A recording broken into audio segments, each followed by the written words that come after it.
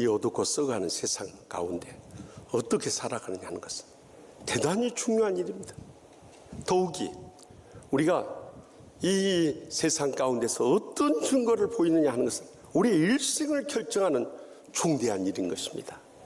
그런데 오늘 본문 가운데 블레셋 이방 땅에서 머물던 이 다윗이 어떤 신앙의 증거를 보이는가 하는 것을 보면서 이 말씀의 마지막 때 어둡고 썩어가는 세상 가운데서 우리가 믿는 자로서 어떤 증거를 보이며 살아가야 할 것인가, 이 시간도 들려주시는 하나님의 음성을 다 함께 들을 수 있길 바랍니다.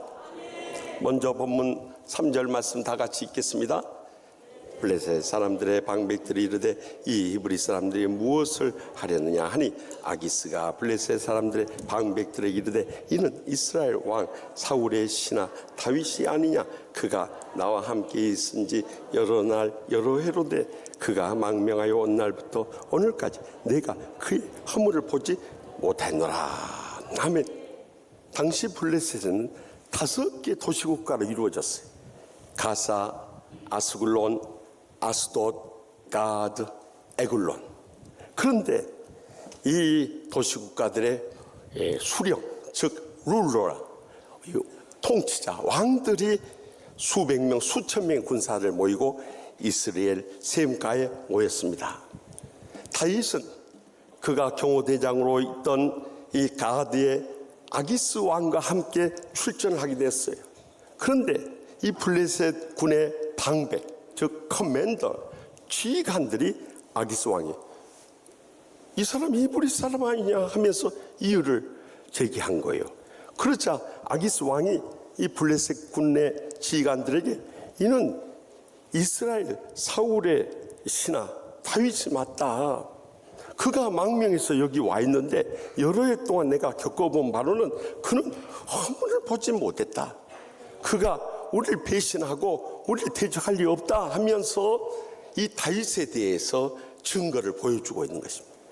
다윗이 얼마나 신실한 믿음의 삶을 살았으면 여러 해 동안 이방 이 아기스 왕이 보는데도 허물이 없다고 말할 정도겠어요. 우리 인생은요, 허물 없는 인생이 아무도 없어요. 성령 충만하면 우리의 생각하는 것이나 말하는 것이나 행하는 것이 다 주님의 뜻을 이루고 주의 복음의 통로로 쓰임받고 주님의 영광을 드러내기 때문에 다 덮어지고 가리워지는 거예요. 그런데 우리가 성령 충만하지 못해서 육신적이고 세상적이고 인간적인 삶을 살면 다 그것이 삶 가운데 서져 나오는 거예요. 그래서 성령 충만하기 위해서는 우리는 날마다 경건의 훈련을 하면서 살아가야 되는 것입니다. 다시 말하면 주님과 나만의 시간에, 주님과 나만의 장소에서 주님과 나만의 말씀과 기도의 경건의 시간을 사수해야 한다. 많은 교인들이 말씀 마지막 때 성령 충만하지 못한 이유가 어디 있습니까? 주일날 난 예배 한 번 드리면 신앙생활 다 한 줄로 착각해버려. 그리고 일주일 내내 영적으로 굶주려서 살아가는 거예요. 여러분, 일주간에 한 끼니 배불리 먹었다고 해서 한 주간 내내 여러분들 배 안 부르고 건강하고 막 힘있게 살아갈 수 있습니까? 없어요. 그런데 육신에 대해서는 그렇게 좋은 거 골라가면서 몇 시간씩 차 타고 가면서 맛집들 쫓아다니면서 왜 영적인 은혜에 대해서는 메말라 있느냐는 거예요. 이것이 말세 성도들의 결정적인 문제인 거예요. 그래서 디모데전서 4장 7절에서 8절에 망령되고 허탄한 신화를 버리고 경건에 이르도록 내 자신을 연단하라. 육체의 연단은 약간의 유익이 있으나 경건은 범사의 유익이 아니 금생과 내생의 약속이 있느니라 하고 증거했던 거예요. 여러분, 이제는 그 하찮은 신앙이나 신학에 논쟁이 빠져 있어서는 안 돼요. 그것보다도 주님의 형상을 본받아 경건에 이르도록 경건의 훈련을 받아야 되는 것입니다.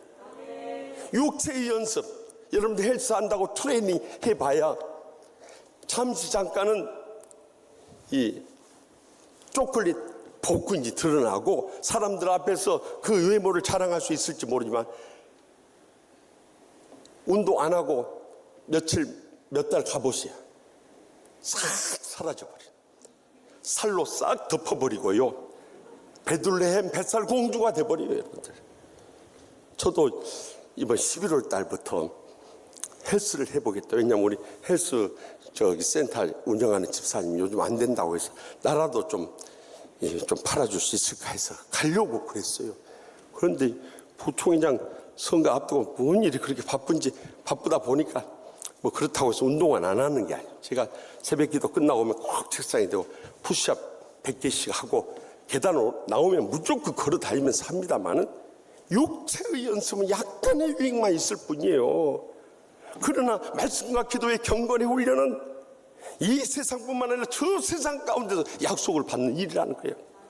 근데 대부분의 사람들이 이 경건의 훈련을 안 하니까 자기 자아만 다 터져 나오면서 하나님의 영광 다 가려버린 거예요. 성령 충만하지 않으면 우리 신앙생활 기쁨 다 잃어버리고 은혜 다 메말라버리고 축복 다 사라져버리고 행복 다 사라져버리고 마는 거예요.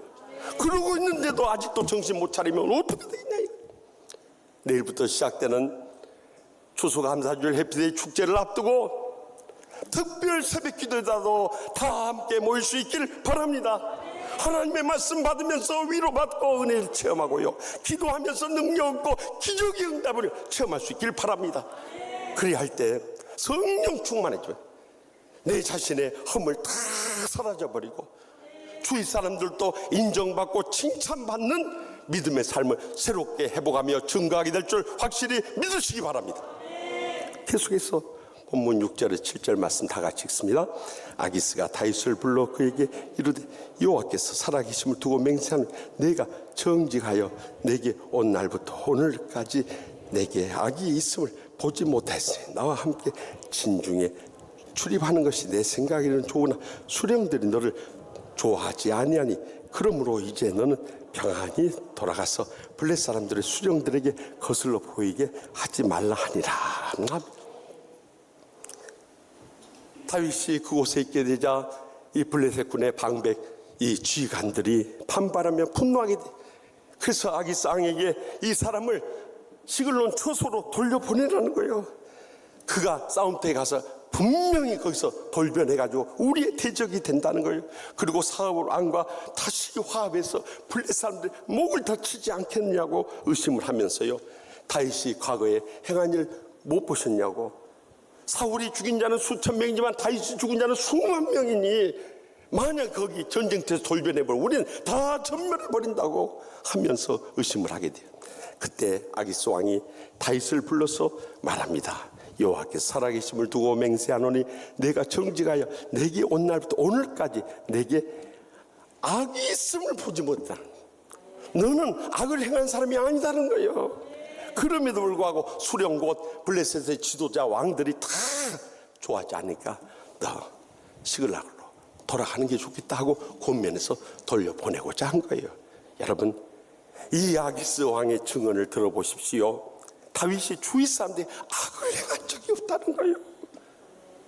우리가 스스로 허물이 없는 것도 소중하지만 다른 사람들 앞에서 저 사람은 남을 해치는 악을 행하는 사람이 아니다는 증거도 들을 수 있어야 한다는 거예요. 많은데 신앙생활 하다 보면 자기가 영적으로 침체되면요, 자기만 불행하고 고통스러우면 되는데 가족들부터 상처, 마누라부터 가슴에 못질하고 자식들에게 상처를 주고 심지어 교회에 와서까지 주의 종들이나 교인들의 가슴에 못질하는 사람들이 얼마나 많냐 이 말이에요. 그런 사람들 볼 때마다요, 저 사람 치유동산도 다녀오고 부부행복동산도 다녀오고 아버지 학교 어머니 학교 해봐야 뭔 소용이냐. 여러분, 이런 치유 프로그램들은 우리에게 치유의 은혜를 어떻게 받는가 가르쳐 준 것이지, 날마다 순간마다 우리가 치유의 은혜를 체험해야 하는 것입니다.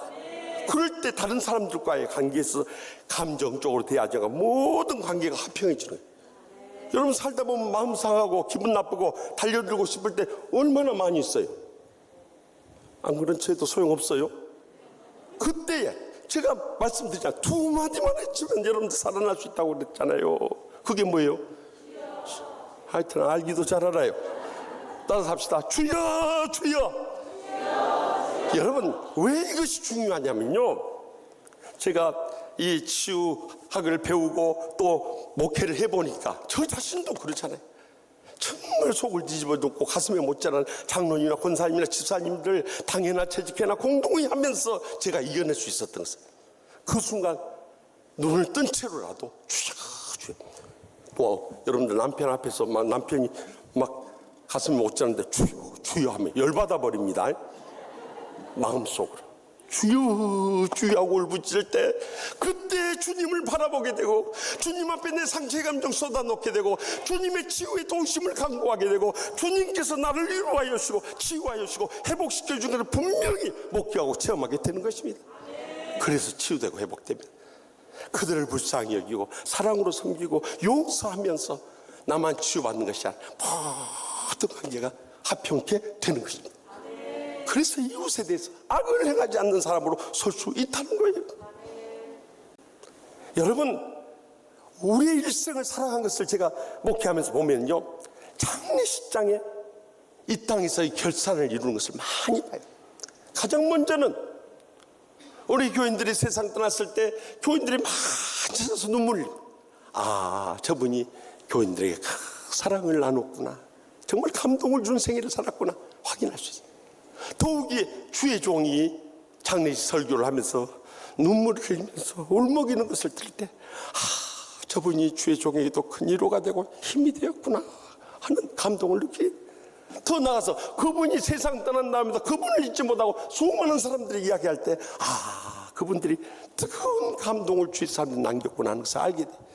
더 나아가서 주의 종들까지도 곳곳에 가서 그분 간증을 할 수 있을 때 그분은 정말 진실하게 많은 사람이 감동을 끼치는 생애를 살았구나 하는 것을 알 수 있어요.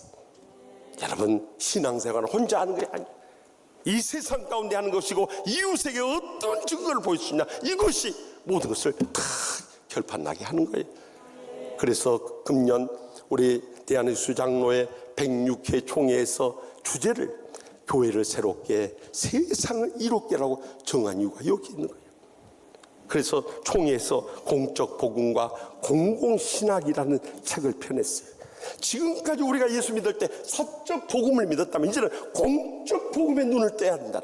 지금까지 우리의 신앙생활, 내 개인을 위한 신앙생활, 이제는 남은 여생이라도 이웃을 위한 신앙생활 살아가야 한다는 거예요. 사실 이것은 지금부터 4년 전에 102회 총회장, 우리 최신호 목사의 아버님 최기학 총회장님께서 총회장 하실 때 마을 목회라는 것을 슬로건으로 내걸었어요. 교회가 이제는 이 이웃에게 복음을 실천해야 한다는 거예요.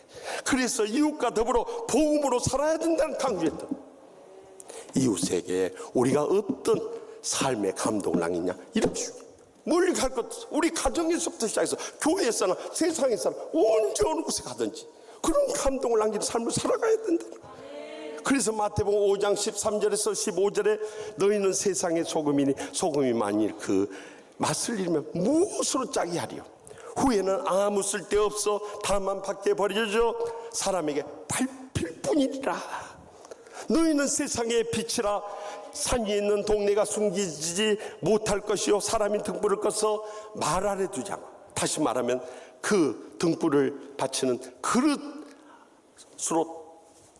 덮어가지고 그릇 안에 두지 않는다는 거예요.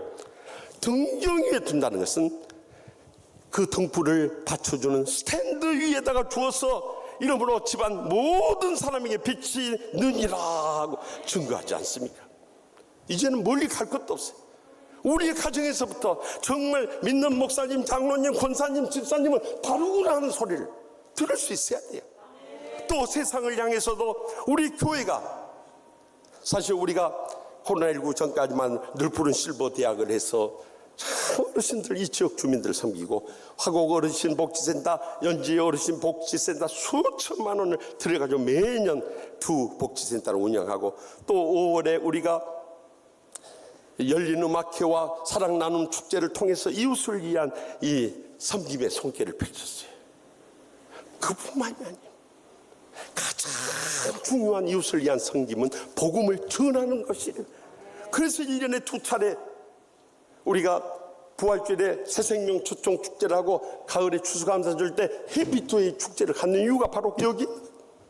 저는 지난 금요일에 저기 제천 청풍호 그 호텔에 있었던 전국 교회학교 교사 수련회에 가서 첫째 날 저녁에 풍회를 인도하면서 말했어요.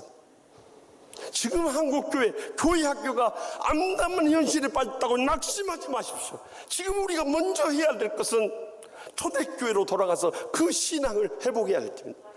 초대교회 성도들은 온갖 전염병과 로마 이 황제의 핍박 속에서도 그들은 지하 교회 묘지에 모여서 그들의 예배를 드리면서 신앙을 지켜가는데, 코로나19 이것 때문에 이 온라인 예배라는 거 보면서 우리 자녀들 신앙을 다 죽여놓으면 어떻게 되겠습니까? 성전 예배부터 새롭게 회복할 수 있기를 바랍니다. 또 코로나19 때문에 전도 못한다고 그런 말 하지 마십시오. 우리는 지난 2년 동안 코로나19 하면서도 부활주일 때 새생명 초청 축제하고 또 추수감사 줄 때 헬비데이 축제 수백 명씩 영혼을 살릴 수 있었습니다.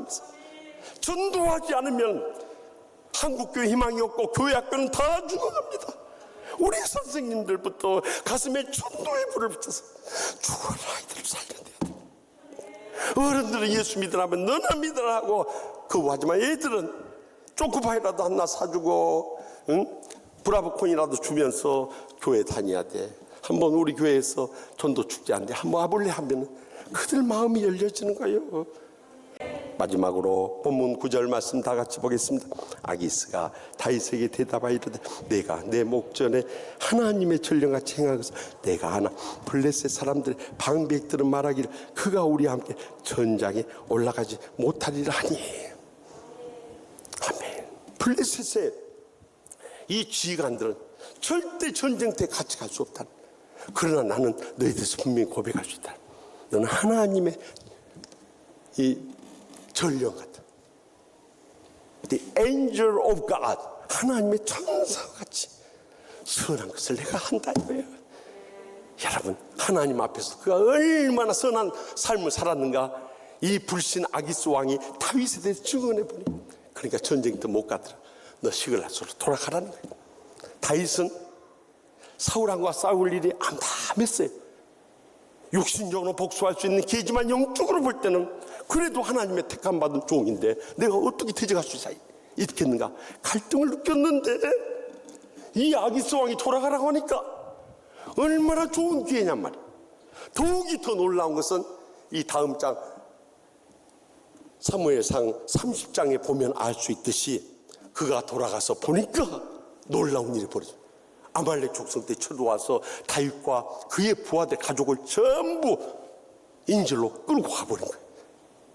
만약 그때 다윗이 돌아가지 않았다면 그 가족들 전부 다 잃어버릴 위기였는데 하나님께서 전하기 보기에 이 놀라운 계획을 실현시켜 준 거예요. 이것이 하나님의 놀라운 섭리라고 하는 거예요. 그때는 불행하고 고통스러웠지만 그걸 통해서 우리를 연단하여 주시고 정금 같은 믿음을 나누시고 앞길 열어주시고 귀하게 쓰시고 복되게 한다는 것을 잊지 마시기 바랍니다.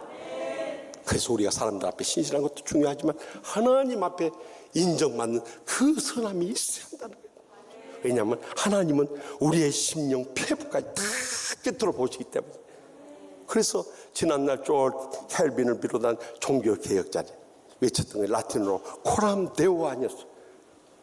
In the presence of God, 하나님 앞에서의 신앙, 다시 말하면 신전신앙을 가졌던. 그러니까 그들이 로마 황제의 세력들이 두려워하지 않고 강하고 담대하게 나가서 종교개혁을 이룰 수 있었던 거예요. 그렇다면 말세 우리도 그런 신앙으로 나가야 되는데, 하나님이 살아계시지 않는 것 같고 나를 사랑하지 않는 것 같고 내 인생 외면해버린 것 같고 내 기도 응답하지 않는 것 같고 내가 평생 예수 믿어봐야 다 꽃처럼 느껴질 때가 얼마나 많냐. 그러나 저는 여러분 앞에서 강하고 담대한 믿음을 해주시다. 여러분 멀리 갈 것도 없어요. 지난 22년의 인생을 돌이켜보세요. 저와 함께 했던 그 고난의 세월을 다시 한번 기억해보세요. 그때 제가 장신대 기도회 인도하러 갔더니 그때 김명룡 총장님이 저를 보내. 우리가 치유하는 교회 소문을 들으면서 김은식 목사 목회 생명 끝났다. 하곡동교회 다 무너졌다. 이제는 더 이상 기대할 거 없다. 교수들이 모여서 다 그렇게 이야기했다는 거예요. 근데 제가 목회 생명 끝났습니까? 우리 교회 무너졌습니까? 이제 더 이상 희망이 없이 보입니까? 여러분 분명히 기억하셔야 할 것입니다. 하나님은 분명히 살아 계시는 것입니다. 우리를 뜨겁게 사랑하시는 것입니다. 우리를 끝까지 붙잡아주고 우리 편에 서서 우리를 하여금 승리케 주시는 것입니다. 그래서 마지막 때 복을 누리며 하나님 나라 위하여 귀하게 쓰임받은 영광 돌리게 해 주시는 것입니다. 하나님께서 다 선악간에 심판하셨다. 그래서 우리가 잊지 말아야 할 말씀이 갈라디아서 6장 7절 말씀. 스스로 속이지 말라. 하나님은 없인 여김을 받지 않아. 사람이 무엇을 심든지 그대로 거두리라. 오늘 또 갖가지 인생의 실패와 불행과 고통을 안고 마치 못해 나와서 정말 예배를 드리는 건지 말씀이 들리는 건지 낙심되는 분 계실 거예요. 그때 주님 앞에 엎드려서 그렇게 기도하세요. 하나님 다 아시죠. 나는 하나님만 믿습니다. 하나님 응답 주실 때까지 나 죽을 때까지도 기다리고 있겠습니다. 하나님 앞에서 그 십자가의 복음 신앙을 붙잡고 살아갈 수 있기를 바랍니다.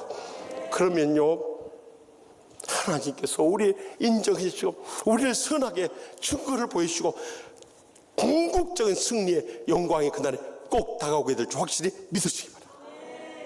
사랑하는 성도 여러분, 우리는 다 부족하게 될 겁니다. 저 자신도 마찬가지.